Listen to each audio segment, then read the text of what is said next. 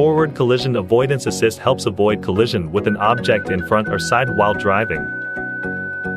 If FCA detects a risk of collision with a vehicle, powered two-wheeler, cyclist, or pedestrian in front, FCA assists with emergency braking.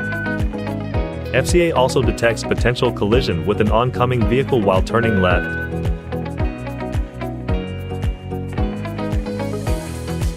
In case of an oncoming vehicle in the driving lane, emergency braking is activated. Risk of collision with oncoming vehicles from the left or right side can be detected.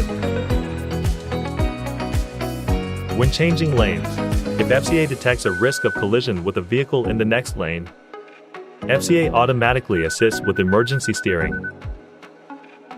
A pedestrian, who are partially in the vehicle's path, FCA automatically assists with emergency steering. If malfunction or disable is occurred, the warning displays in the cluster. FCA can be set under Settings, Vehicle, Driver Assistance, Driving Safety. Please refer to the owner's manual for details.